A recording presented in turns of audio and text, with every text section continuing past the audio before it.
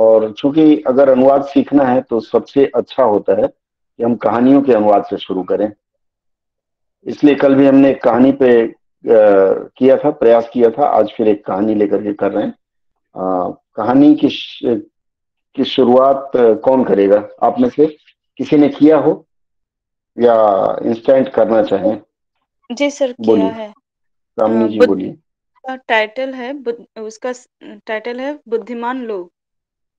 बुद्धिमान लोग, चलिए फाइन। यह थोड़ा सा व्यक्ति डाउटफुल है। चलिए, हाँ आगे। मैं लिख लेता हूँ, बुद्धिमान लोग या व्यक्ति। और कोई बताएगा? देख पा रहे हैं ना हिंदी में जो मैं लिख रहा हूँ? जी सर। चलिए, और कोई बताएगा? टिंकू, आप, टिंकू दास, थोड़ा इंटरेक्टिव होइए आप लोग। जब मैं पूछूं तो बताने का प्रयास करिए। मोहित जी, आप? सर बुद्धिमान व्यक्ति लिखा है मैंने भी। बुद्धिमान व्यक्ति, ठीक है। मैं शुरू करता हूँ, फिर आप लोगों की तरफ से ऑप्शन नहीं आ रहा है। वाइज का मतलब बुद्धिमान भी होता है और समझदार भी होता है। आप में से हो सकता है किसी ने समझदार लिखा हो, चलेगा। लेकिन फॉक्स जो है, मैं पिछली बार भी मैंने बताया था, सुमन जी आज नहीं है, उनके लिए कोई जानकारी दे दूं। जब भी अनुवाद के लिए कोई पैसेज आता है हमारे पास, तो सबसे पहला काम हमें करना है कि पूरा पैसेज एक बार पढ़ लेना है। पूरा पैसेज पढ़ने के बाद आप उसका शीर्षक निकालेंगे। अमूमन यही होता है, प्रेसीज राइटिंग जब हमारे पास आता है तो उसमें हम क्या करते हैं, पूरा पैसेज पहले पढ़ लेते हैं, फिर उसके लिए एक सुटेबल हेडिंग या फिर सही शीर्षक देते हैं। इस पूरी कहानी में जो मैंने पढ़ा है अभी सरसरी निगाह से, तो मैंने ये देखा है कि एक आदमी है और एक उसकी पत्नी है। लगभग कहानी उन दोनों के ऊपर खत्म हो जा रही है। तो यहाँ फॉक को आप दोस्त लिख सकते हैं, साथी लिख सकते हैं। मैंने जो कहा शायद आप लोग सहमत नहीं होंगे उससे। कोई ऐसे हैं जो सहमत हो? सहमत है। क्यों सहमत हैं? क्यों सहमत हैं सुची जी? कोई कारण होगा सहमति का? बोलिए, विरोध जरूरी। मतलब साथ में या गए। एकदम सही। एक प्रोवर्ब भी है ना, क्या है? ओल्ड फॉक्स, क्या है? Flock together. कुछ इस तरह का प्रोवर्ब भी है, मतलब कहावत है। ओल्ड फॉक, इस तरह से आप देखिएगा उसमें मिलेगा। इसका मतलब है पुराने साथी। तो इसलिए सुची जी ने एकदम सही कहा। देखिए लिफ्ट करने, सुची जी ने एकदम सही कहा। फॉक का मतलब होता है साथी, कंपेनियन उसका सिनोनिम होगा। तो उसके आधार पर बुद्धिमान दोस्त या बुद्धिमान साथी या समझदार साथी अगर आप लिखते हैं तो भी सही होगा इसके मामले में। ठीक है। मैंने आपको बताया था, कल बताया था कि जब भी आप किसी कहानी का अनुवाद कर रहे हैं, कहानी नहीं, कोई भी चीज मिलता है आपको, कोई संदर्भ मिलता है, तो आप उसके शीर्षक को छोड़ेंगे नहीं, उसका जो हेडिंग है उसको नहीं छोड़ेंगे। पिछले कई चर्चाओं में आप लोगों ने हेडिंग छोड़ दिया था। यहां से फिर हम आगे बढ़ते हैं। अगला मैंने बताया था, आप लोगों को याद ही होगा, कि पहले हम वाक्य पढ़ते हैं और वाक्य में जहां जहां हमें पंक्चुएशन मार्क्स मिलता है या जहां कन्वेंशन मिलता है, हम कोशिश करते हैं कि वाक्य को वहां से छोटा कर लें। क्योंकि अगर हम छोटा कर लेंगे तो समझने में आसानी रहेगी और उसका अनुवाद भी आसानी से हो जाएगा। अब देखिए, इसका लेते हैं हम, वन डे। यहाँ कॉमा है, तो जहां कॉमा है, अर्धविराम है, वहां हम सांस लेने के लिए रुक रहे हैं, तो उस लाइन का हम पहले अनुवाद कर लेंगे। वन डे का क्या होगा? एक दिन। एक दिन। एक एक दिन। दिन। चलिए सर, एक दिन। बहुत सुंदर, सभी लोग सहमत हैं, सर्वसहमति। ठीक है, एक दिन। इसके बाद है before living for work. Before काम पर लिविंग फॉर जाने वर्क से का क्या? पहले। काम पर काम जाने से पर पहले। निकलने से पहले। हाँ, दोनों होगा। हाँ जी। काम पर निकलने से पहले या फिर काम पर जाने से पहले। ठीक है। वो टाइपिंग थोड़ी ठीक नहीं, इसलिए मात्रा गलत हो जाए तो ओवरलुक करिएगा। ठीक है, एक दिन काम पर जाने से पहले। अगला वाक्य क्या है? देखिए कितनी आसानी से आप सजा के करते चले जाएंगे। अब पीजेंट, पीजेंट का क्या मतलब होता है, इसका क्या मतलब होता है? किसान। पीजेंट का मतलब किसान, ठीक है, फाइन। हाँ, आगे इंस्ट्रक्टेड हिज वाइफ। अब देखिए इस वाक्य में मैंने आगे भी आपसे चर्चा किया था कि हिंदी में क्या होता है, वाक्य की संरचना में क्या आता है, एक आश्रित वाक्य। सुमन जी कुछ कह रही हैं? एक आश्रित वाक्य होता है और एक प्रधान वाक्य होता है। इंग्लिश के फॉर्मेशन के अनुसार अगर हम देखेंगे तो उसमें एक प्रिंसिपल क्लॉज होता है और एक क्या होता है, सबऑर्डिनेट क्लॉज। बस इन दो को लेके हम बात करेंगे। Before living for work A peasant instructed his wife. उसमें मैंने आपको बताया था, ये जरूरी है सेंटेंस फॉर्मेशन के लिए, कि जो भी सबऑर्डिनेट क्लॉज होगा या जो भी क्लॉज होगा या जो भी वाक्य खंड होगा उसमें कर्ता होगा, क्रिया और कर्म तीनों रह सकता है, कर्ता और कर्म रह सकता है और कर्ता और क्रिया रह सकती है। अब ये कॉमा के बाद वाला जो अंश है ये भी एक वाक्य खंड माना जाएगा या क्लॉज माना जाएगा। अब पीजेंट आपको पता है एक किसान। उसके बाद ये किसान क्या होता है, यहाँ सब्जेक्ट हुआ, ग्रामर के या सेंटेंस फॉर्मेशन के अनुसार ये सब्जेक्ट हुआ। तो सब्जेक्ट के बाद इंग्लिश का जो पैटर्न है, इंग्लिश के पैटर्न में आता है सब्जेक्ट आता है, फिर क्या आता है, सब्जेक्ट के बाद वर्ब आता है, वर्ब के बाद ऑब्जेक्ट आता है, बाकी चीजें बीच में मिली जुली रहती है। हिंदी का पैटर्न कहता है, हिंदी में क्या होता है काजल, हिंदी के पैटर्न में क्या है? कर्ता कर्ता, क्रिया। कर्ता और कर्म और क्रिया, थोड़ा सा अंतर है। कई बार हम लोग क्या करते हैं ना, जब नया नया अनुवाद करना शुरू करते हैं, इवन मजे हुए खिलाड़ी भी अंग्रेजी के पैटर्न को फॉलो करते हैं, वो हमें नहीं करना है, ठीक है। अब जैसे कर्ता कर्म क्रिया हमें बनाना है, तो कर्ता इसमें है अ पीजेंट, तो एक किसान। किसान इंस्ट्रक्टेड हिज वाइफ, इंस्ट्रक्ट करना का मतलब निर्देश निर्देश देना। निर्देश देना, अनुदेश देना। तो यहाँ क्या उपयुक्त रहेगा? एक सर किसान ने निर्देश अपनी देना पत्नी को नहीं, निर्देश दिया। निर्देश दिया, ठीक है। हाँ बोलिए। सर निर्देश देना बोलिए सही नहीं लग रहा है, यहाँ पे क्या कहा करेंगे? होना चाहिए। ठीक है, कहा भी हो जाएगा, निर्देश देना भी चल जाएगा, मान लेते हैं। क्योंकि वाक्य में जो शब्द है, देखिए परीक्षा जब देने जाएंगे ना, तो हम प्रयास करेंगे कि जो शब्द दिया है उसके आसपास घूमते हुए चले। क्या पता परीक्षक उस बात पे एक नंबर काट ले। तो निर्देश लिख सकते हैं, कोई दिक्कत नहीं। निर्देश नहीं लिख के निदेश लिखेंगे हम वहां, ठीक है। प्रशासनिक शब्दावली में जनरली निदेश होता है, कहा भी चलेगा। पीजेंट किसान है, किसान के बाद कारक चिन्ह का प्रयोग होगा। किसान के बाद कौन सा कारक चिन्ह लेंगे हम लोग? ने। किसान हो गया आपका कर्ता। अब इसके बाद कर्म क्या है इसमें? His wife. हिज और वाइफ दोनों कर्म होंगे, जो कर्मक क्रिया मैंने बताया था आप लोगों को। तो हिज वाइफ, तो हिज वाइफ उसकी पत्नी या अपनी पत्नी, क्या होगा यहाँ? अपनी पत्नी। उसकी। हाँ, उसकी नहीं, उसकी नहीं, अपनी पत्नी से कह रहा ना, किसी दूसरे की पत्नी को थोड़ी कहेगा। तो किसान ने अपनी या अपने, क्या होगा? अपनी होगा। क्यों? क्योंकि जो पत्नी है वो स्त्रीलिंग है, तो स्त्रीलिंग के अनुसार संज्ञा यहाँ हम बदल देते हैं, अपनी करेंगे, ठीक है। अपनी क्या होगा? पत्नी, संस्कृत में भार्या। अपनी पत्नी से कहा, जैसा आपने बताया, या को निर्देश दिया। देखिए निर्देश और निदेश में एक अंतर है, सामान्य सा अंतर है, बताया आप लोगों को? बताएंगे कोई?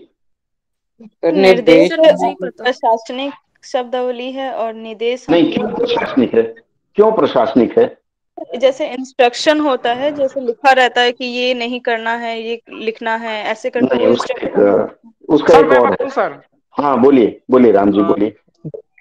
जैसे एक्टर वगैरह रहता है ना, मतलब वो निर्देश देता है, मतलब किसी को गाइड करने वाला रहता है, तब उसलिए हम लोग निर्देश शब्द यूज करते हैं। और जनरली हम लोग क्यों करते हैं, इस पे हम मुख्य बात है। देखिए होता क्या है, जहां एक्शन इन्वॉल्व होता है, किस तरह का एक्शन, जैसे डांस मास्टर बोलता है, क्या बोलता है? 1 2 3, माधुरी दीक्षित का गाना शुरू हो जाता है। आप देखेंगे कहीं शूटिंग के अंश मिले तो वहां बोलता है 1 2 3। या फिर वो जो डायरेक्टर होता है ना, सिनेमा का डायरेक्टर, वो बोलता है एक्शन, वो कट से ऐसे मारता है और जब एक्शन बोलता है तो लोग एक्शन करना शुरू करते हैं। इसका मतलब जहां बॉडी पार्ट हिला करके कोई अनुदेश दिया जाए या बॉडी पार्ट या फिर खुद को मूव करने की जहां बात आती है वहां निर्देश का प्रयोग होगा। इसीलिए देखिएगा प्रशासनिक शब्दावली में निदेशक होता है, निर्देशक नहीं। निर्देशक वो होता है जो ऐसे हिल के बोले एक्शन, कट, इस तरह की आवाजें आती है ना उसमें फिल्मों में, तो वहां निर्देशक का प्रयोग होगा। इवन ड्रामा में भी डायरेक्टर मतलब निर्देशक होता है, निदेशक नहीं लिखते हैं। निदेश मतलब वो लिखित रूप में या शाब्दिक रूप में जो आपको इंस्ट्रक्शन देता है, अनुदेश देता है, वो होता है। तो पत्नी को निदेश दिया, ठीक है। अब देख लीजिए निदेश देना जो है ये क्रिया में आ गया। दो शब्द को हम अनुवाद में मान के चलते हैं, तो निदेश दिया को क्रिया मान लेते हैं संयुक्त शब्दों का। तो क्रिया बाद में, कर्म पहले, उसके पहले कर्म था। क्या दिया? अब यहां देखिए इसका पैटर्न क्या कहता है, कॉमा इन्वर्टेड कॉमा में है, तो हम उसी रूप में लिखेंगे। कई बार क्या होता है हम लोग अनुवाद करते समय, फ्रीलांसिंग में कोई दिक्कत नहीं है, लेकिन जब आप परीक्षा के लिए जा रहे हैं तो पैटर्न वही रखने का प्रयास करिए। और अगर आप फ्रीलांसिंग भी कर रहे हैं तो वहां भी थोड़ा सोच समझ के अगर इस पैटर्न में रखेंगे, चूंकि कहानी है ना, तो कहानी में इसका अनुपालन करेंगे तो ज्यादा अच्छा रहेगा, ठीक है। तो मैंने कॉमा और इन्वर्टेड कॉमा को यथावत रखा। अब उसके बाद शुरू करते हैं। Take the 3 cows to the cattle dealer. क्या होगा बताइए? 3 गायों को 3 गायों को पशु पशु व्यापारी के पास ले जाओ। कहाँ ले जाओ? तीनों पशु गायों को व्यापारी के पास ले पशु व्यापारी के पास ले जाओ। पशु विक्रेता। जी सर, हम भी यही लिखते हैं। पशु विक्रेता, ठीक है, फाइन। और कोई? पशु विक्रेता के पास ले जाओ। थोड़ी सी इसमें कमी रह गई है। क्या कमी रह गई है? सुनने में अच्छा लग रहा है क्या ये? तो तीनों होगा, 3 की जगह ले जाना। तीनों होगा। उसके पास 3 ही गाय थी, गरीब आदमी रहा होगा, कहानी आप लोगों ने पढ़ा है तो आपको पता होगा। तो क्या कहेगा वो? तीनों गायों को पशु विक्रेता के पास ले जाओ या फिर व्यापारी के पास ले जाओ। अगर हम यहाँ कैटल को छोड़ देते हैं, अनुवाद में आपको पता ही है कुछ शब्द हम छोड़ देते हैं और कुछ कैरी करते हैं। तो अगर हम उससे कहेंगे तीनों गायों को व्यापारी के पास लेके जाओ, तो उसका मतलब ही होता है कि पशुओं के व्यापारी के पास ले जाने की बात कर रहे हैं। और उसके पास 3 ही गाय रही होंगी, चौथा ना रहा हो, मैंने आगे नहीं पढ़ा है। तो टेक द 3, द मतलब एक पार्टिकुलर बोल रहा है। द का प्रयोग कहाँ करते हैं? जब किसी विशेष का प्रयोग करना होता है। टेक द, तो आम हिंदी और अंग्रेजी के जो फैशन है, लैंग्वेज का फैशन है भाषा का, उसमें इस चीज का हमें ध्यान रखना है कि उसकी संस्कृति के अनुसार उसका प्रयोग, हमारी भाषा की संस्कृति के अनुसार हमारा प्रयोग। तो टेक द 3 काउज, इन 3 गायों को या 3 गायों को कहाँ ले जाओ? पशु विक्रेता, या फिर अगर सिर्फ आप व्यापारी लिख देते हैं तब भी चलेगा, व्यापारी के पास ले जाओ। क्लियर है? आगे बढ़े? कोई संदेह किसी को? जी सर। नहीं चलिए सर। अब अगले पैसेज में। शनवाज साहब जय हिंद, कैसे हैं? आपके यहाँ बारिश हो रही है? सर आप वही हम भी झेल रहे हैं। चलिए, राम जी कुछ कह रहे थे? सर आप यहाँ तीनों बोले क्या? देखिए, तीनों गायों को लिख सकते हैं, 3 गायों को लिख सकते हैं अगर आगे कहानी में, इसलिए मैं कहता हूं पूरा पैसेज पढ़ना जरूरी है। अगर आगे कहानी में यह लिखा होता है कि 3 ही गाय उसके पास हैं, तब तो तीनों को लिख देंगे। गब्बर सिंह वाला डायलॉग याद है ना, तीनों बच गए। 3 बोलते हैं, तीनों बोलते हैं गब्बर सिंह जी। राम जी? बट लेकिन दोनों बच गए। हाँ बोलिए, क्या बोल रहे हैं? जैसे दा का यूज हो रखा है इसमें, तो दा तो मतलब ओल के लिए होता है ना सर? द ऑल के लिए, तो उसी के लिए मैंने कहा ना, ये आप तीनों लिखिए, ठीक है। दोनों बच गए, तीनों बच गए, तो तीनों लिख लीजिए। अगर उसके पास अधिक है, उसमें आप 10-12 गायों की बात है या 5 की बात है, तब 3 को लिखिए कि इन 3 को ले जाओ, बाकी जो बचेंगे बाद में। पूरी कहानी आपने पढ़ी है? किसी ने पढ़ा हो पूरी कहानी?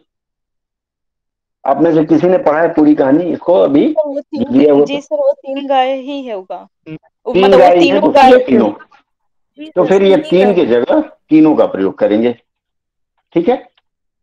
ये हमारे भाषा की संस्कृति है कि हम उसके अनुसार बोलते हैं तीनों। और गब्बर सिंह जी को याद कर लीजिए, आपको पैसेज याद हो जाएगा। चलिए, ask him for 300 silver coins in exchange. क्या होगा इसका, बोलिए अब बदले पूरा में बोलिए। 300 चांदी बदले में के उनसे सिक्के 300 मांगना। चांदी के सिक्के लेना। बदले में,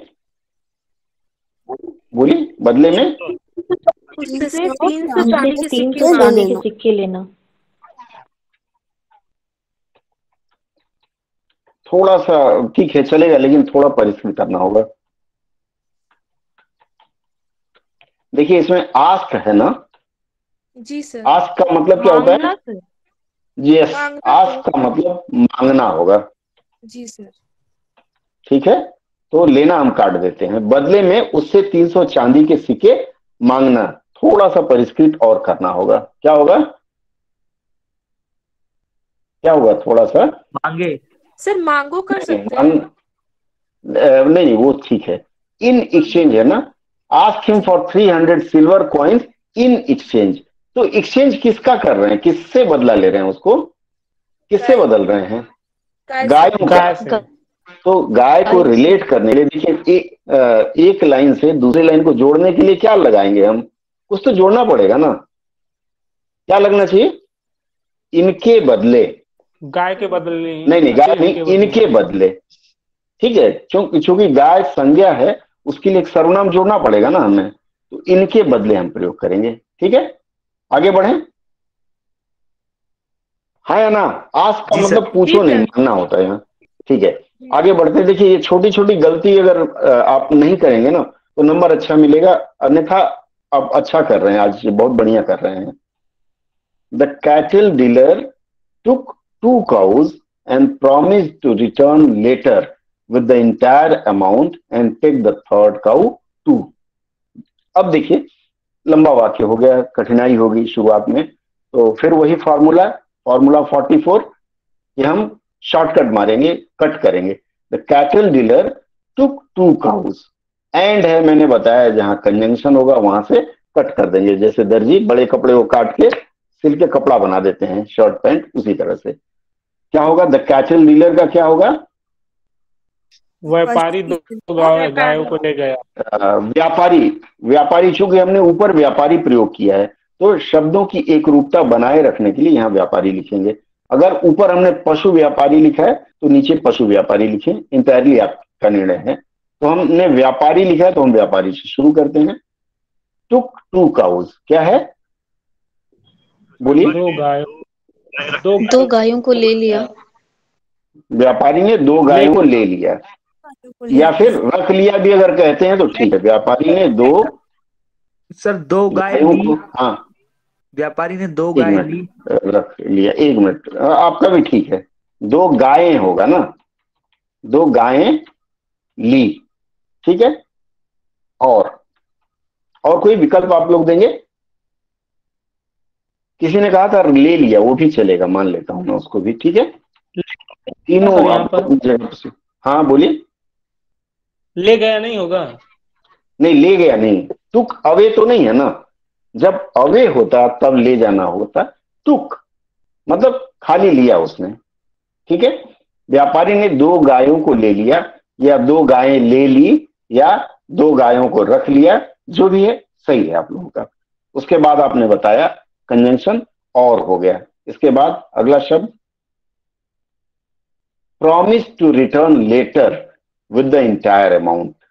अब इस वाक्य को यहां से फिर हम छोटा करेंगे, चलिए क्या होगा,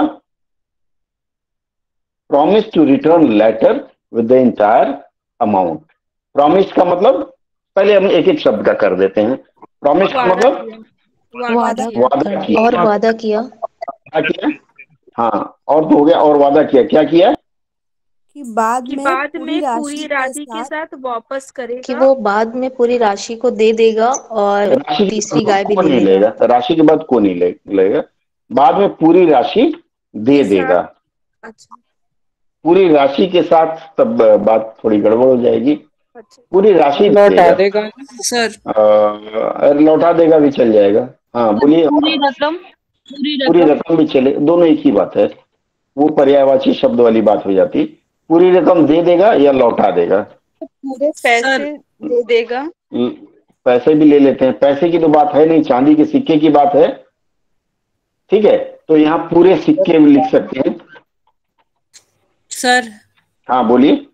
सर यहाँ पे है कि रिटर्न, तो और वादा किया कि लाइक लौट कर या फिर आकर, वापस आकर भी तो होगा ना? वापस आकर नहीं, रिटर्न का मतलब वापस करना होता है। जैसे आप नोट मेरे जेब में भी नहीं, आपकी किसी की जेब में है, पैसा है 10 का नोट, 1 का नोट, 5 का है तो निकालिए, मैं मांग नहीं रहा हूं, वैसे भी वहां से आ नहीं पाएगा। उसमें देखिए गवर्नर साहब का सिग्नेचर होगा, वहां कुछ लिखा हुआ है, जरा पढ़ के मुझे सुनाए। है किसी के पास रुपया? अरे हाँ या ना बोलिए। नहीं सर, अभी नहीं है। Yes sir. किसी सर के पास रुपया तो हाँ, नहीं है, मैंने पर सुनाई। लिखा ये होगा, मैं धारक को 10 आई रुपया प्रॉमिस। अदा करने का वचन देता हूँ। इंग्लिश में, आई प्रॉमिस टू पे इंग्लिश में क्या रहता है? द सम ऑफ पे लिखा है ना, वो जो पे लिखा है ना, जो पे लिखा रहता है ना, वही यहाँ रिटर्न भी है। ये जो रिटर्न है वो पैसा लौटाने की बात है। ठीक है, लेटर का मतलब होता है उनको, मतलब कि इसको उससे कहा कि बेन, गुजरात में है, मैडम तो समझ पाएंगे, वहां बेन बोलते हैं, बेन मैं आपको ये बाद में लौटा दूंगा या ये पैसा दे दूंगा। इंटायर अमाउंट लिखा है, पूरी रकम लौटा दूंगा। तो आप लोगों में से जिन्होंने पूरी राशि कहा है उनका भी स्वीकार्य है, पूरी रकम का है वो भी, पूरे सिक्के भी चलेगा, क्योंकि ऊपर सिक्का मांगा है। ठीक है, आगे बढ़े, चलिए आगे बोलिए। सर एक बार और रिपीट करिए सर। देखिए इसमें एंड प्रॉमिस्ड मतलब उसने वादा किया। क्या वादा किया? कि return later with the entire amount, क्यों पूरी रकम बाद में उन्हें लौटा देगा, ये लिख सकती हैं। या उनसे कहा कि पूरी रकम मैं बाद में लौटा दूंगा। सर ये भी हो सकता है वादा हाँ। वादा किया, बाद में पूरी राशि के साथ वापस आ जाएगा। नहीं नहीं, कौन वापस आएगा? व्यापारी गाय सर। को थोड़ा ही वापस करेगा, नहीं नहीं, वो थोड़ा सा कमजोर हो जाएगा।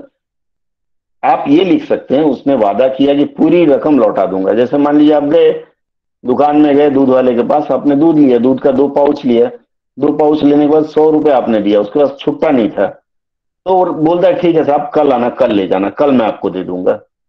तो उसी तरह की बात यही यहाँ होगी, दे देगा या दे दूंगा, दोनों चल सकता है। ठीक है, उसके बाद वाला अंश करें। एंड के लिए फिर हम और का प्रयोग करेंगे।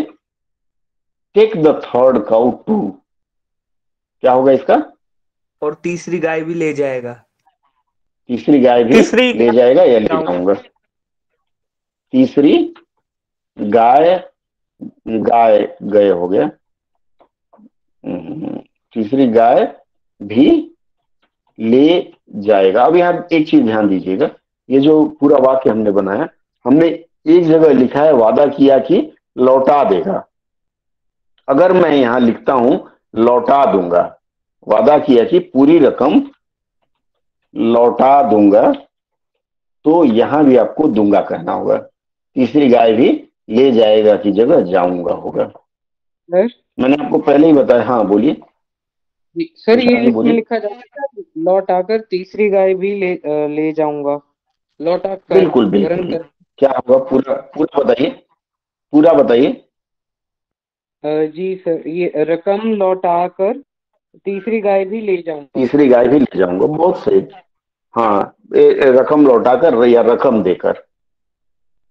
अब इसको परिष्कृत अगर करना है तो आप ऐसे लिख सकते हैं कि और उसने वादा किया कि बाद में मैं पूरे पैसे देकर तीसरी गाय भी ले लूंगा। ये छोटे में अच्छे ढंग से हो जाएगा। तुषार जी आपने सही सलाह दिया है। ठीक है, आगे बढ़े हम। अब इसके बाद the wife agreed and gave the cattle dealer the cows, क्या होगा इसका? पत्नी मान गई पत्नी मान गई, मान आ गया ना, और मान गई पशु विक्रेता को, व्यापारी को गाय दे। ऊपर देखिए, ऊपर हमने व्यापारी लिखा है तो व्यापारी लिखेंगे। ठीक है, पशु विक्रेता जो आपने लिखा है, और व्यापारी को दे देगी, गायों को दे दिया। गायों को दे। इसमें देखिए वाक्य संरचना में थोड़ी त्रुटि हो जाएगी। सर बोलिए। पत्नी व्यापारी को गाय गाय देने के लिए मान गई, या गाय सौंपने के देने लिए राजी हो गई, सौंपने को मान गई। नहीं सर मान गई सहमत तो हो गए। नहीं, होल्ड ऑन। इसमें देखिए ध्यान दें कि गाय देने की बात मानी या गाय दे दी बात मान करके। द वाइफ एग्रीड, आप एंड है तो वहां सर चला बात करिए। मान करके। पहले बात मानी ना, द वाइफ एग्रीड, पत्नी मान गई। And give the cattle dealer the cows, क्या दिया? काउज दिया किसको? कैटल डीलर को। तो व्यापारी को गाय दे दी, ठीक है, या फिर और गायें व्यापारी को दे दी, क्या होना चाहिए? गाय व्यापारी को गाय व्यापारी को दे दी। सही प्रयोग ये होगा, गायें व्यापारी को दे दी, ठीक है। अगर आपने नीचे वाला लिखा है तभी कोई दिक्कत नहीं है, पर ज्यादा उपयुक्त ऊपर वाला है, गायें व्यापारी को दे दी, ठीक है। जैसे मान लीजिए आपके पास कोई एक खिलौना है, टेडी बियर है मान लेते हैं, और आपके घर में कोई छोटा बच्चा है, बच्चा बोला मुझे टेडी बियर दे दो, तो आपने टेडी बियर उसको दे दिया।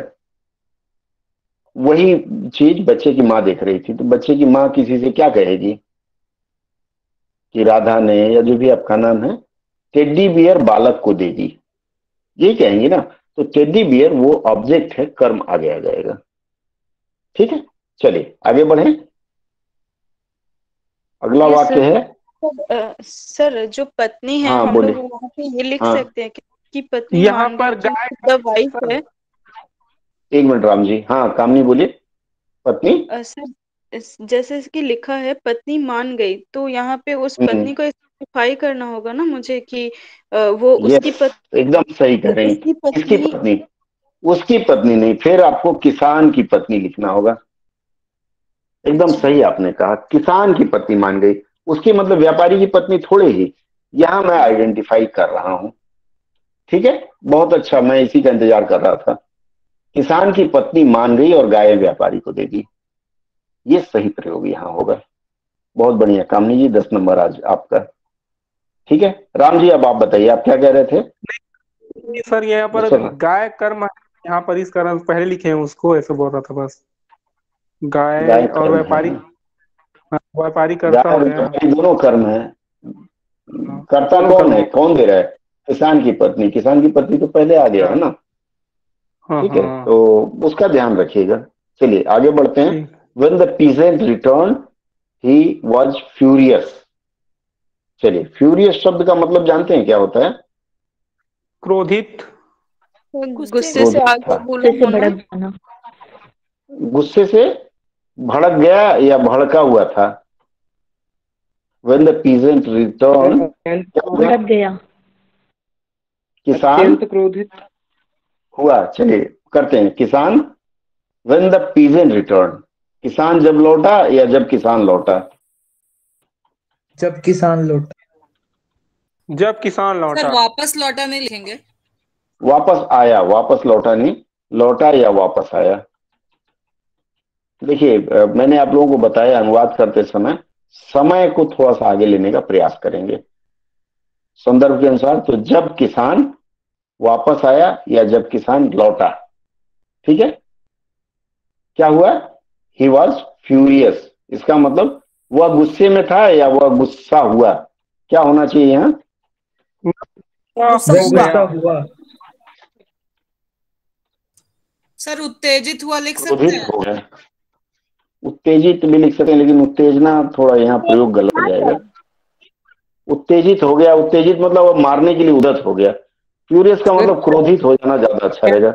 हाँ बोलिए। भड़क गया भी हो सकता है ना सर? किसान भड़क गया, ठीक है, उस संदर्भ के अनुसार। यहाँ देखिए मैं ये बताने का प्रयास कर रहा था कि यहाँ संदर्भ के अनुसार या तो गुस्से में था, अगर संदर्भ ये कहता है कि पत्नी की बात सुन के गुस्सा आया तो क्रोधित हो गया, लेकिन अगर आगे की कहानी आपने पढ़ी होगी तो आपको ये लगेगा आज ही किसी ने कुछ कहा होगा और वो गुस्से में आया, तब इस तरह का प्रयोग करेंगे। क्या है संदर्भ में, क्या है? बोलिए, पहले से देख के आया या आते ही गुस्सा हुआ? सर गुस्से में होकर बोला, गुस्से नहीं में तो बोला ऐसा। नहीं, गुस्से में तो तब बोलेगा जब मान लीजिए बाहर से कोई आ रहा है, तो उसको क्या पता चलेगा घर में क्या हुई है बात? उसने सोचा सर घर होगा, में सुना आके होगा ना। गुस्सा, हाँ, तो आया और क्रोधित हो गया, क्योंकि कहानी ये कहती है, वो आगे कहता है, you fool you deserve a good beating. Beating retreat होता है ना, अंग्रेजी बड़ी कठिन सब वो है। चलिए, you fool you deserve a good beating, क्या होगा यहाँ? क्या लिखेंगे? लिखेंगे बेवकूफ तुम इसी लायक हो। यस, बेवकूफ, या और कुछ? मूर्ख तुम इसी लायक हो। हाँ ठीक है, और कोई बताएगा शहनवाज साहब के अलावा? बेवकूफ तुम्हारी पिटाई होनी चाहिए। तुम्हारी पिटाई होनी चाहिए। एक मिनट रुकिए। सर एक और अभिव्यक्ति आ रही है, तुम पिटने के लायक हो। हाँ, तुम पिटने के लायक हो, ठीक है। और कोई? सर फूल है तो मूर्ख बोल सकते हैं क्या?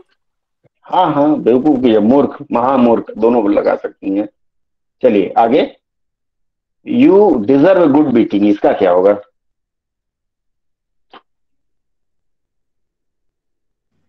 मार खाने के लायक। मार खाने के लायक हो, ठीक है। और कुछ? एक अच्छा शब्द चाह रहा हूँ, सौम्या जी आप बताएंगी या टिंकू बताएंगी? सर तुम मार खाने योग्य हो? नहीं सर, हाँ, योग्य तुम नहीं। खाने योग्य नहीं होगा। नहीं योग्य। हाँ, तुम्हारी पिटाई होनी। तुम्हारी पिटाई होनी, हमारे यहाँ बोलते हैं तुम बड़े लतखोर हो। सर जूते खाने लायक हो बोलते हैं। जूते खाने है क्या? हमारे यहाँ बोलते हैं, हमारे यहाँ उत्तर प्रदेश में कहते हैं कि तुम बड़े लतखोर हो, तुम हो ही लतखोर। ये जो है ये आप अपने तरफ से, चूंकि ये क्षेत्रीय भाषा है। हाँ, सर बिल्कुल सही बोला। दंड के पात्र हो बोल सकते हैं। नहीं नहीं, दंड के पात्र, इतना बड़ा अपराध नहीं किया है। वो जो अभी लातों के भूत बोले ना, तो यहाँ हम लिख सकते हैं तुम लातों के भूत हो। सर लतखोर नहीं लिख सकते? हाँ, लतखोर लिख देंगे, लेकिन वो समझ नहीं पाएंगे ना। मान लीजिए एग्जामिनर हरियाणा के हों या गुजरात के हों, तो लतखोर ढूंढते रह जाएंगे डिक्शनरी। ठीक है, हम तो उत्तर प्रदेश, बिहार और राजस्थान वाले कह सकते हैं। ठीक है, तुम्हारी पिटाई, तुम लातों के भूत हो, बहुत अच्छा प्रयोग तुषार जी ने बताया। अब लातों के या की क्या होगा? सर एक प्रश्न है मेरा। एक मिनट तुषार जी एक मिनट, लातों की या के? की होगा सर। की होगा सर। की और के दो भागों में हम बट गए। देखिए मैं एक चीज बता दूं आपको, जो प्रोवर्ब होते हैं ना, कहावतें और मुहावरे, इनका कुछ भी हम परिवर्तन नहीं करेंगे। मुहावरे का मूल रूप क्या है? लातों के भूत बातों से नहीं मानते ना, यही है ना? जी सर। की तो नहीं है, तो यहाँ की नहीं होगा। अगर हम की लगाते हैं, थोड़ी देर के लिए मैं बदल के देखता हूं, की लगाते हैं तो भूत नहीं होगा, भूत तो पुरुष हो जाएगा। की के अनुसार इसे भूतनी लगाना होगा, और भूतनी लगा देंगे तो वो मुहावरा नहीं रह जाएगा। तुम लातों की भूतनी हो, कहीं सुने हैं प्रयोग आप लोग? No sir. नहीं सुने हैं ना? तो लातों के भूत ही होगा, इसका ध्यान रखना है। हमें लग रहा था कि की होगा, लेकिन नहीं, गलत है तो है। तुषार जी अब अपना प्रश्न बताइए। तुषार जी। जी सर मेरा ये प्रश्न था, अभी तो चलिए हम अभी चर्चा में है तो हमने कह दिया कि तुम लातों के भूत हो, और ये सुनने में भी अच्छा लग रहा है। लेकिन जो ऊपर जो विकल्प दिए हैं, तुम्हारी पिटाई होनी चाहिए, तुम इसी लायक हो, अगर ये परीक्षा के समय हमें एकदम से अभिव्यक्ति ना आए, तो तब हम ये ऊपर वाले भी ठीक है क्या? वो अभी तो लोगों ने सुझाया, तुम तो बड़े लतखोर हो। आप लिख के आ जाइए ना, लतखोर नहीं आ रहा है तो वो तो लिख ही सकते हैं सर। लेकिन लतखोर जैसे तो चल जाएगा, इतना तो सीख जाएगा। यूज कर सकते हैं सर अपने जी जी 100%। ये प्रोवर्ब का ही रूप है ना, you deserve a good beating. अब बीटिंग से मैंने ऑब्जेक्शन दिया, मैंने कहा कि ये अंग्रेजी बहुत खराब चीज है। अब बीटिंग रिट्रीट होता है, आप लोगों ने नाम सुना है? जी सर जी। क्या होता है वो? बीटिंग रिट्रीट अभी तो देख के आए आपका सर 26 जनवरी के 2 इंडिया गेट पे क्लोज करने की सेरेमनी। हाँ तो वहां बीट मतलब हम लात मारते हैं क्या किसी को? किसी को दोबारा लात मारते हैं। री मतलब दोबारा रिपीट करना, और ट्रीट मतलब वही से मारने का ही हम अभ्यास करते हैं, नहीं करते हैं ना। तो अंग्रेजी के जो शब्द हैं संदर्भ के अनुसार बदलते हैं, हालांकि हिंदी में भी है लेकिन हिंदी में कम है। तो यू डिजर्व गुड बीटिंग का तुम लातों के भूत हो सही प्रयोग है। एक छोटा सा मैं संदर्भ दूंगा। किसी फिल्म में एक गाना है, तुम तो बड़े वो हो, सुना आप लोगों ने? उसमें कहा है नायिका ने, तुम तो बड़े वो हो। अब ये जो वो नायिका ने कहा है, ये जो वो शब्द अपने आप में परिपूर्ण है। वो क्या कहना चाहती है सामने वाला समझ गया। हिंदी साहित्य की ये विशेषता है कि बस एक शब्द से कई बात कही जा सकती है। तो यहाँ लातों के भूत जो आपने प्रयोग किया, बहुत अच्छा प्रयोग है, और मुझे लगता है आप लोग याद रखेंगे, कभी नहीं भूलेंगे। ठीक है, आगे बढ़ें।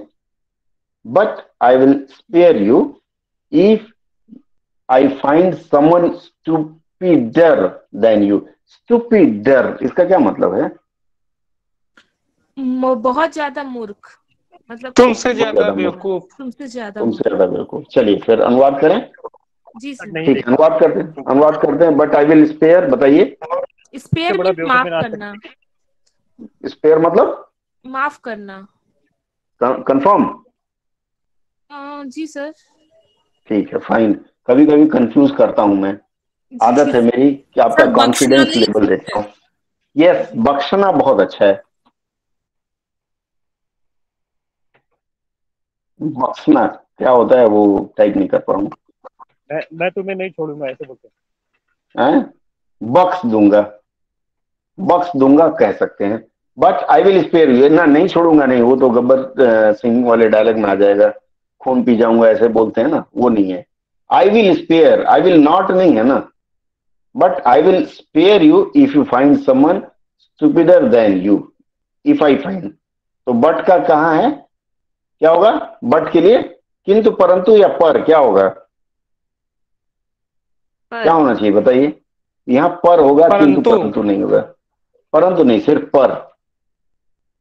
आई विल स्पेयर यू क्या होगा? आई विल का, आई का मैं, आगे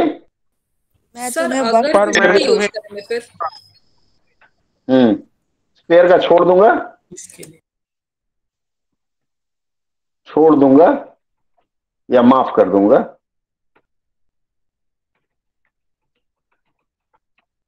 क्यों माफ करूंगा बताइए? अगर मैं तुमसे ज्यादा मूर्ख पाऊंगा। अगर मैं तुमसे ज्यादा मूर्ख पाऊंगा, ये वाक्य सही लग रहा है सर। अगर मुझे तुमसे ज्यादा बेवकूफ कोई मिल जाए। बेवकूफ मिल जाए, ठीक है। तुमसे बड़ा मूर्ख होएगा सर। तुमसे बड़ा मूर्ख, ठीक है। ये वाक्य सही नहीं लग रहा है मुझे। क्या होना चाहिए था? अनुवाद में देखिए एक चीज मैं पहले से कहता आया हूं, जब दो खंड हो, अर्थात एक काम जो पहले हो रहा है तो उसका पहले अनुवाद, जो बाद में हो रहा है वो उसका बाद में अनुवाद, ठीक है। इस वाक्य में पहले क्या होगा देखिए जरा। आई विल स्पेयर यू, ये पहले आ रहा है if I find someone stupider than you. क्या पहले हो रहा है बताएं? If I find someone better stupider than you. तो इसका पहले अनुवाद करेंगे ना हम, ठीक है। इसीलिए मैंने कहा वाक्य अधूरा है। तो वहां कहता है पर अगर होगा या यदि होगा? यदि। पर के बाद यदि, आगे बोलिए। यदि, अब मैं पाऊंगा या मुझे मिलेगा, क्या होना चाहिए था यहाँ? यदि मुझे तुमसे बड़ा कोई मूर्ख मिले। यदि मुझे तुमसे बड़ा कोई मूर्ख मिले। कोई को हटा दिया जाए, ज्यादा शुद्ध। चलिए कोई हटा देते हैं। तुमसे बड़ा मूर्ख मिले तो क्या होगा? मैं तुम्हें छोड़ दूंगा या माफ कर दूंगा। थोड़ी सी और कमी रह गई है हिंदी व्याकरण के अनुसार। वाक्य अनुवाद के अनुसार ठीक है, हिंदी व्याकरण के अनुसार थोड़ी सी कमी रह गई है। मिलेगा आएगा सर। हाँ, नहीं नहीं, वो नहीं, थोड़ी सी कमी है, मैंने बताया था आप लोगों को। मैंने विशेषण के ऊपर चर्चा किया था, तो मैंने बताया था कि अगर कोई मूर्ख है तो बड़ा और छोटा का कोई संदर्भ नहीं रहता, याद है। अगर कोई चोर है तो है, कम चोर और ज्यादा चोर नहीं होता है, नहीं याद है ना। याद है सर। तो फिर यहाँ बड़ा छोटा अधिक और कम का प्रयोग उचित रहेगा, हाँ या सर ना। महामूर्ख होएगा तो क्या? है नहीं नहीं, वो मैं जो जहां आपको लाना चाह रहा था वहां आइए। मैंने एक जगह आपको विशेष, तो बड़ा तो लिखना ही पड़ेगा। क्यों सर क्योंकि यहाँ पे तुलना हो रहा है ना, तो यस, ज्यादा मूर्ख। सही कह रहे हैं। तो यहाँ तुलना हो रहा है, इसलिए यहाँ तुमसे बड़ा मूर्ख कह सकते हैं। लेकिन अगर इस वाक्य को मैं थोड़ा परिवर्तन करता हूं कि तुम बड़े मूर्ख हो, जैसे मान लीजिए, इसको अलग से फिर से मैं लिखता हूं, तुम बड़े मूर्ख हो। बोलचाल में हम कहते हैं, या तुम बड़े की जगह तुम बहुत मूर्ख हो, चलेगा क्या अगर हिंदी व्याकरण के अनुसार इसे देखें तो? नहीं, गलत हो जाएगा है ना, सर। क्योंकि मैंने आपको बताया विशेषण के प्रयोग में कम या ज्यादा नहीं होता। मैं तुमसे बहुत प्रेम करता हूं, अंग्रेजी में बोलते हैं आई लव यू टू या I love you very much, not required. मैं तुमसे प्रेम करता हूं, इसका मतलब आप घृणा नहीं करते हैं। तो प्रेम, घृणा, ऐसे मैंने 9 शब्द दिया था आप लोगों को। तो यहाँ बहुत नहीं होगा, मूर्ख है तो है, चोर है तो है, बेईमान है तो है, ईमानदार है तो है, बहुत और कम का प्रयोग नहीं करेंगे, ठीक है। उसके आधार पर यहाँ तक हम कंप्लीट किया जी। हाफ कैसे निकलेगा फिर यदि हम उसमें ना लिखें? बहुत यहाँ यहाँ तो लिखना पड़ेगा, यहाँ तो लिखना पड़ेगा। मैं देख रहा था कि आपको वो विशेषण का विशेष प्रयोग याद है कि नहीं है। यहाँ तो दो लोगों में जब तुलना की जा रही है तब मजबूरी है कि तुम मूर्ख या तुम मूर्ख, कौन ज्यादा मूर्ख, ठीक है। बढ़े आगे तुषार जी। जी सर। इसके बाद का वाक्य आता है, the next day he took A ride on a wagon. Wagon का क्या मतलब है, चलिए शुरू से करते हैं। द नेक्स्ट डे का क्या होगा? अगले ही दिन। अगले ही दिन या अगले दिन? अगले दिन। इसलिए थोड़ा सा अगले दिन होगा, ही नहीं होगा। द वेरी नेक्स्ट डे नहीं है ना। जी सर, जब ऊपर के वाक्य में वेरी होता है तब अगले ही लिखते हैं। अगले दिन सभी लोग सहमत हैं? चलिए, he took a ride to on a wagon, क्या होगा? ही का वो होगा, क्या किया? वैगन का, वैगन, आगे बढ़िए, बोलिए। अरे आप लोग फंस गए लग रहा है, इसका मतलब गाड़ी सवारी किया। गाड़ी, वैगन या गाड़ी, ठीक है। गाड़ी, टू के राइड का, उसने गाड़ी में यात्रा की। यात्रा की या गया? गया। सवारी, उसने एक गाड़ी की सवारी की या गाड़ी में चढ़ा, क्या होना चाहिए? क्या होगा, बोलिए। गाड़ी में यात्रा की, हाँ, चढ़ा या गया लग रहा। गाड़ी में चढ़ा या गया, क्या होना चाहिए, बोलिए। फिर से एक बार आप लोग खुद देखिए ना, आप सहयोग करें मुझे, मैं तो खाली सपोर्ट कर रहा हूं आपको सीढ़ी चढ़ने पे। सर गया ज्यादा ठीक लग रहा है अभी। ठीक है, गाड़ी, वह एक गाड़ी में गया, यही होगा। अगले दिन वह, यस सर, गाड़ी में गया, यहाँ एक लिखना मजबूरी है। वह एक गाड़ी में गया या उसने एक गाड़ी से यात्रा की, लिख सकते हैं। अगले दिन उसने एक गाड़ी से यात्रा की, ठीक है। उसके बाद क्या हुआ? उसके बाद का अंश क्या है? A foolish woman kept standing for the entire journey instead of sitting on her cattle or the pile of straw. ये गाड़ी मतलब रेलगाड़ी का वैगन था, मालगाड़ी था। यहाँ वैगन को मालगाड़ी भी लिख सकते हैं, ठीक है। A foolish woman क्या होगा? एक बेवकूफ औरत। एक मूर्ख औरत। मूर्ख औरत क्या की? केप्ट स्टैंडिंग, खड़ी रही। खड़ी रही ना? यस। केप्ट स्टैंडिंग का खड़ी रही फॉर द इंटायर जर्नी, पूरी यात्रा में या के दौरान। ठीक है, खड़ी रही। फिर क्या हुआ? Instead of sitting on her cattle or the pile of straw. Instead मतलब के बदले, सिटिंग का, सिटिंग ऑन हर कैटल अपने जानवर पर बैठने, या the pile of straw. Straw क्या है? टिंका, भूसे भूसे का भूसा। ढेर। पुआल। भूसा। पुआल नहीं यार, टाइप नहीं कर पा रहा हूं। ठीक है, भूसा नहीं, पुआल ही होता है। पुआल के ढेर पर। अब इसको जरा सजाइए, मैंने आपको अलग अलग दे दिया है, क्या होगा? पूरा वाक्य सजाइए। बोलिए। एक मूर्ख औरत पूरी यात्रा के दौरान हम्म खड़ी रही हम्म अपने तो मैंने लिखा जानवर ही है। या फिर पुआल के ढेर पे बैठने के अलावा, के बदले में। वैसे ही। नहीं, थोड़ा सा कमजोर हो गया। कोई और बताएं, पूरा सर वाक्य सजाइए आप।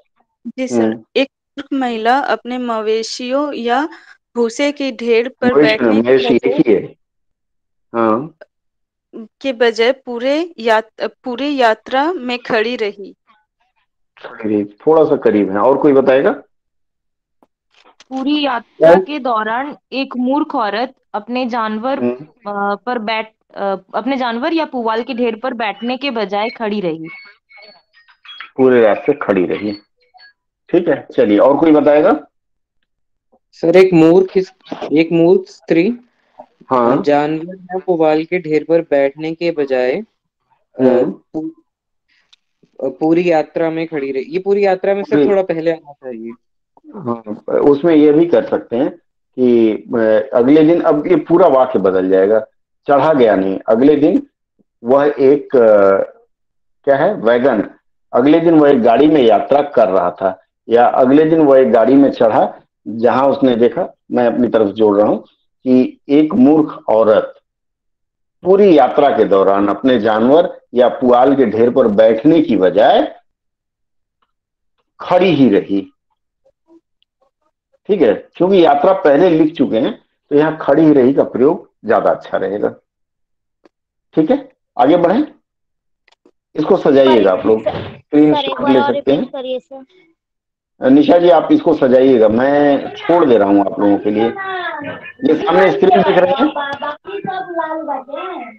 निशा जी बैकग्राउंड से आवाज आ रही है, आप ऑफ कर लीजिए, स्पीकर ऑफ कर लीजिए। मैं बताता हूँ, ये स्क्रीन शॉट ले लीजिए, इस वाक्य को आप सजाइएगा। सजाने का आपको ये लाभ मिलेगा कि जो क्लोज टेस्ट होता है उसमें आप कम से कम सही कर पाएंगे। एनी क्वेश्चन टिंकू दास? आपका स्पीकर ऑन हो रहा था। चलिए आगे बढ़ते हैं हम। He casually told the woman that he had come from heaven. ये क्या होगा इसका? बहुत अच्छी कहानी है। इस तरह की कहानियों का आप अनुवाद कर पाए ना।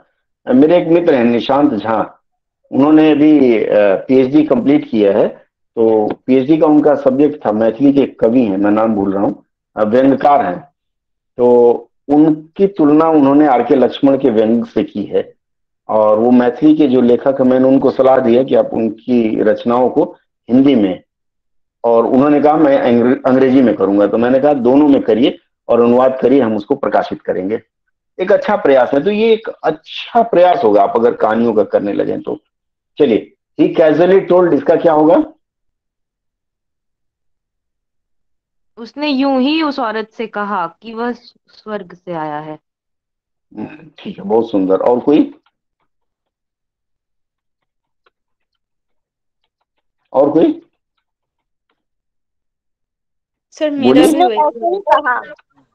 उसने बातों बातों में कहा। उसने ऐसे ही कहा? बातों बातों में नहीं होगा, उसने यूं ही कह दिया। हम लोग ऐसे कई बार मजाक करते हैं ना, तो उसने यूं ही उस औरत से कह दिया या कहा, दोनों चलेगा, कि वह स्वर्ग से आया है। ठीक है, आगे बढ़ते हैं। Believe him, she promptly handed over her bag of coins and asked him to give it to her husband who lived there. Sir थोड़ा ऊपर वाला दिखाइए ना सर, स्क्रीनशॉट लेंगे। हाँ, ये लीजिए। स्क्रीनशॉट लेने के बजाय आप कलम से लिखना शुरू करिए ना, लिखने की आदत पड़ेगी। हाँ सर, ठीक है, लिखिए वाला मैं ठीक है, चलिए आगे बढ़ते हैं।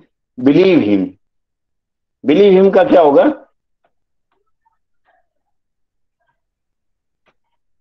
बोलिए, बिलीव हिम उस का? पर यकीन करते हुए। उस पर यकीन करते हुए। हाँ, उस पर यकीन करके। और कुछ? सर उस पर भरोसा करके। उस पर भरोसा करके, या उस पर यकीन करते हुए। ठीक है, और कुछ इसमें? बिलीविंग का करते हुए लिखें तो ज्यादा अच्छा है। उस पर विश्वास करते हुए। हाँ, विश्वास भी लिख सकते हैं। यकीन, भरोसा और विश्वास एक ही फैमिली के हैं, तीनों में से कोई एक लग सकते हैं। सॉरी, विश्वास ना।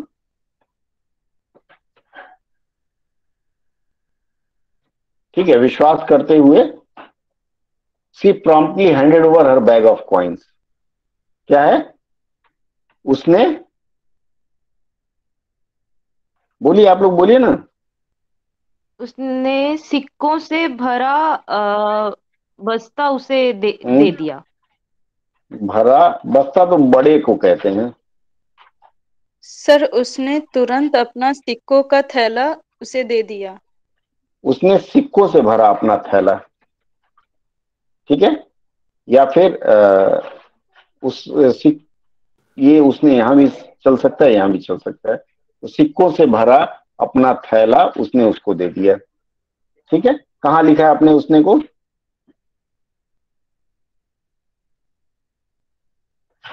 सर पहले लिखा है। ठीक है, वहां भी चलेगा। विश्वास करते हुए उसने सिक्कों से भरा अपना थैला उसे दे दिया। सर मैंने थमा दिया लिख दिया। ठीक है, बहुत अच्छा है, थमा दिया भी चलेगा। एंड आस्क्ड, एंड का और आस्क्ड का मतलब पूछा, कहना, कहा। यहाँ कहा होगा, कहा, क्या कहा? एंड आस्क्ड हिम, तो और उससे कहा होगा। उससे कहा, क्या कहा? की लगाना होगा। Give it to her husband who lived there. क्या है? अपने पति को देने के लिए कहा जो वहां रहता है। नहीं, वो जो वाला प्रयोग मैंने मना किया आप लोगों को। उसने कहा कि वहां रहे, क्या? उसके पति को क्या आगे दे दे। क्या दे दे? यह थैला दे दे। यह थैला अपनी तरफ से जोड़ना होगा, ये ज्यादा अच्छा रहेगा। बाकी हाँ सर, जो क्यों यूज नहीं कर सकते? झूठ मूठ वाक्य क्यों बढ़ाना? जो वहां रह रहा है वहीं से शुरू करिए ना। उसने कहा कि वहां रह रहे उसके पति को दे दे, तो कोई नुकसान है इसमें? सीधे वाक्य लिखिए, ज्यादा जटिल वाक्य ना लिखें। जी सर। ठीक है, चलिए किसी और की तरफ से कोई आएगा विकल्प? बोलिए। नहीं, हम फिर लॉक करें इसको। अपने स्वर्गवासी पति को नहीं हो सकता है यहाँ ना? यहाँ अपने नहीं, उसके होगा। अब आप लिख सकते हैं स्वर्गवासी, लिख सकते हैं स्वर्गवासी पति को यह थैला दे दे, क्योंकि कहा के बाद में फिर वो पैटर्न बदलता है ना। ठीक है, उसने कहा कि वहां रह रहे उसके स्वर्गवासी पति को यह थैला दे दे, वहां रह रहे फिर नहीं होगा। कहा कि उसके स्वर्गवासी, चूंकि वो स्वर्ग से आया है तो वहां का निवासी स्वर्गवासी हो गया। जैसे आप दिल्ली में रहती हैं तो दिल्ली वासी, कलकत्ता में तो कलकत्ता वासी, कलकत्ता वासी नहीं कलकतिया बोलते हैं। उसके स्वर्गवासी पति को यह थैला दे दे। ठीक है, आगे बढ़ें। लास्ट 2 लाइन है, ये पूरा कर देते हैं आज। नहीं तो आप कहेंगे बोलता है। Her son gave him horse to journey to heaven. क्या हुआ फिर? हर का उसका या उसके? उसके क्या बेटे लिखेंगे? ने। उसके या उसके होगा, उसका नहीं होगा। हाँ, हर सन, बेटा या बेटे? बेटे बेटा या बेटे? बेटे होगा। कई बार क्या होता है, वाक्य के संदर्भ के अनुसार हम शब्द को बहुवचन रूप में लिखते हैं, लेकिन होता है वो एक वचन है। उसके बेटे ने क्या किया? Gave him horse to journey to heaven. तब जर्नी टू हेवन पहले लिखेंगे, क्या होगा? स्वर्ग की यात्रा के लिए। जर्नी टू हेवन मतलब हो गया स्वर्ग की यात्रा। फॉर लाना ही पड़ेगा, के लिए क्या दे दिया? ए हॉर्स, घोड़ा। एक घोड़ा दिया या दे दिया? क्या होगा? दिया। दिया दिया, दे दिया नहीं होगा। ठीक है, घोड़ा दिया। अब उसके बाद क्या हुआ? Narrating his experience, para change है तो पैरा चेंज करेंगे। Narrating his experience he told his wife. क्या होगा? अपना अनुभव बताते हुए उसने अपनी पत्नी से कहा। कोई और बताएगा इसमें? अपने अनुभव की व्याख्या करते हुए। एक ही बात है, और कुछ?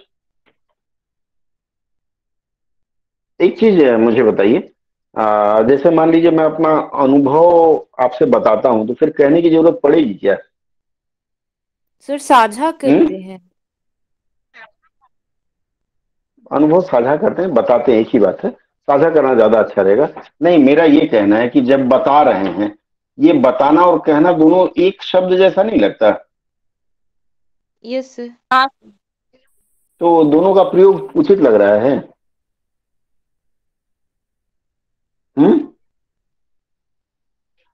क्या होना चाहिए बताइए? अरे कुछ तो आपकी तरफ से आए।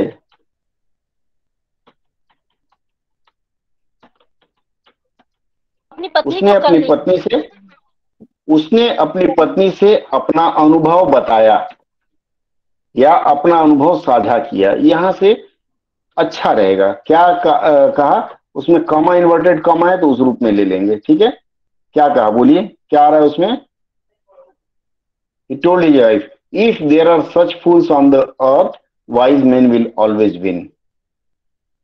क्या कहा? साझा किया। उसके बाद वाला अंश बताइए आप लोग, क्या कहा? बोलिए सर एक बार आप लोग थोड़ा चुप हो नीचे जा रहे करें। हैं। हाँ, एकदम नीचे आ गया, यहां तक हो गया। If there are such fools on the earth, wise man will always win. क्या होगा? इफ का यदि, धरती पर ऑन द अर्थ कहा? मैंने बताया आप लोगों को, स्थान पहले लिखेंगे। क्या होगा? यदि पृथ्वी पर, यदि पृथ्वी पर इस प्रकार के मूर्ख होंगे। एक मिनट, पृथ्वी पर इस प्रकार के या ऐसे ही? सर ऐसे ही।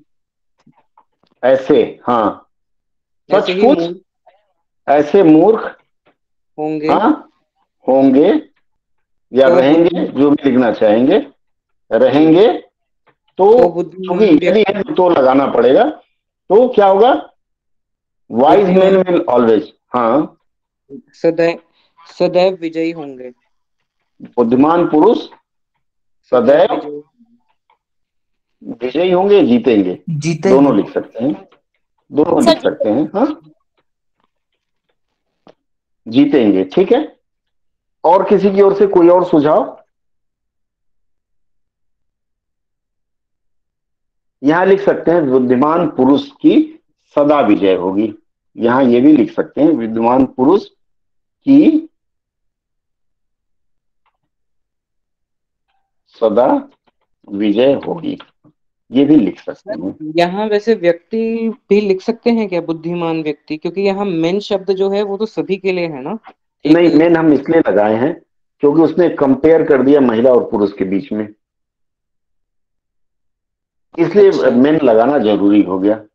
ठीक है, वाइज मेन इसीलिए उसने लिखा है, वाइज खाली नहीं लिखा है, वाइज विल ऑलवेज विन नहीं लिखा है उसने। ठीक है सर। ठीक है, या फिर बुद्धिमान पुरुष सदैव विजेता होगा, ये भी लिख सकते हैं। ठीक है, अब इसका एक और वो देख लेते हैं हम।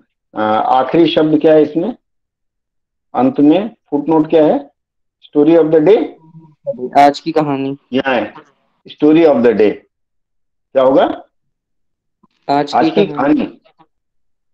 आज का शब्द जैसे रहता है उसी तरह आज की कहानी। ठीक है, चलिए आज की चर्चा कहाँ तक समझ में आई आप लोगों के, क्या लगा, कितना नंबर मिलेगा आपके अनुवाद को, बताइए। आप लोगों ने किया था पेपर, हाँ बताइए। 65 मिल जाए शायद या 70। अरे 50 में 70 मिलेगा, आप तो बहुत चालाक निकली। ओ 50 में नहीं पता सर, 100 तो उसको रेशियो कर दीजिए। मुझे लगता है आप लोगों ने बहुत अच्छा किया है, और हर व्यक्ति जिसने इस तरह से प्रयास किया है उसको 50 में 35 कंफर्म मिलेगा। ठीक है, इसी तरह से जब आप अनुवाद करेंगे ना तो इन बातों का ध्यान रखते हुए करेंगे। ठीक है, मेरे तरफ से आज के लिए इतना ही। आपकी तरफ से कोई प्रश्न हो तो बताएं, शेयरिंग बंद कर रहा हूं। आप लोगों की कोई शंका हो जिसका समाधान चाहें तो बताएं। सर मेरे को पीजीडीटी से रिलेटेड पूछना था सर, एक चीज। बताइए बताइए। सर जैसे वी के साथ शेल और आई के साथ सेल लगता है, तो अगर ये पीजीडीटी 3 का जो एग्जाम है अगर इसमें आ गया तो इसके साथ शेल यूज करेंगे? उसमें देखिए आई के साथ शेल यूज करिए, वी के साथ विल करिए। कई बार क्या होता है, कंपल्सन होता है। जैसे मैं कहूं आई शेल ओवरकम, मतलब मैं फिर से विजेता बनूंगा। या कह लीजिए आपको किसी से झगड़ा आपका हो गया तो आप बोलेंगे आई शेल बीट यू, मतलब मैं तुमको मारूंगा। आई के साथ शेल की जोड़ी चलती है। लेकिन अगर आप कहेंगे आई विल बीट यू, इसका मतलब मारूंगा ही मारूंगा, चाहे तुम कहीं भी चले जाओ। जब ज्यादा जोर देना होता है तो वी के साथ शेल लगा देते हैं और आई के साथ विल लगा देते हैं। जैसे आपने वो सुना होगा, वी शेल ओवरकम, मतलब हम होंगे कामयाब, जो गाना है ना, मतलब हम कामयाब होंगे ही, 200% हमें विश्वास है। तो वहां शेल और विल लगा सकते हैं। ठीक है, और इग्नू की जो एक मिनट टिंकू, एक मिनट, इग्नू की जो पीजीडीटी की परीक्षा होती है उसमें इतना भी स्ट्रिक्टली नहीं चेक करते, उनको पास करना होता है ना बच्चों को। लेकिन एसएससी में, आईबीपीएस में तो उनको छांटना होता है बच्चों को, तो वहां स्ट्रिक्टनेस ज्यादा होती है पीजीडीटी की बजाय। ठीक है, तो वहां फ्री होके करिए। बोलिए टिंकू जी, आप बोलिए। सर बोल रहे थे आई और वी अगर स्पीकर हो तो उस टाइम हम लोग सेल लगाते हैं ना, स्पीकर के तौर पे जब हम बोले। क्यों, वी शैल ओवरकम तो स्पीकर ही बोल रहा है ना। वी शैल ओवरकम, मैं देखिए उसका मूलभूत तत्व यही है कि जब बहुत जोर देना है, जैसे आप पश्चिम बंगाल की है ना। जी सर। हाँ, तो पश्चिम बंगाल में बोलते हैं ना, अमितो के मारबो ही मारबो। हाँ हाँ हाँ ना, तो मारबो ही मारबो 3 बार बोले तो आई शैल बीट यू।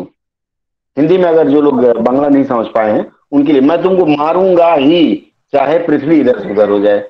जैसे राम ने कहा था कि मैं रावण को मारूंगा ही, आई विल किल हिम, तो वहां विल का प्रयोग करेंगे। अच्छा, ठीक है, चलिए, और किसी का कोई प्रश्न? सर बोल रहे थे कि इस टाइप का ही अगर स्टोरी सर ग्रुप पे दे दिया जाए तो अच्छा रहेगा, कुछ कुछ 1-2 दिन में। दिया तो जाता है, लेकिन आप लोग मंथन नहीं करते ना। अब जैसे दिया जाता है, मैं चाहता हूँ ग्रुप में हमारे 115 लोग हैं, तो कम से कम 70 लोग तो भेजें। अब मैं देखता हूँ 4-5 लोग भेजते हैं तो मैं फिर ध्यान नहीं देता ज्यादा। व्यस्त थी तो मैं भी कर नहीं पाई। व्यस्तता में आधा घंटा तो निकालना होगा। सर आप जब पिछले टाइम दे रहे थे तो। हाँ, तो आधा घंटा तो दीजिए कम से कम हमारे लिए, छोड़िए, स्पेयर करिए आप लोग। जी सर, अभी तो बात में नहीं। ठीक है, दीजिए सर ऐसा ही। राजेश जी को बोलिएगा, राजेश जी को संदेश दे दीजिएगा, वो आप वो भेज दिया करेंगे। मैंने कहा भी अनुवाद ग्रुप में जो लोग सीरियस लोग हैं उनका आता है, लेकिन अभी लोगों ने देना बंद कर दिया परीक्षा वगैरह के चक्कर में, तो अभी स्टॉप है। ठीक है, और किसी का कोई प्रश्न? ठीक है, फिर जिनका प्रश्न नहीं वो छोड़ सकते हैं, जो आज जुड़े हैं सिर्फ आज वो रुक जाएं। धन्यवाद। जी जी, आप सबको जय हिंद। जय हिंद। जो आज जुड़े हैं जी, जय हिंद आप सबको।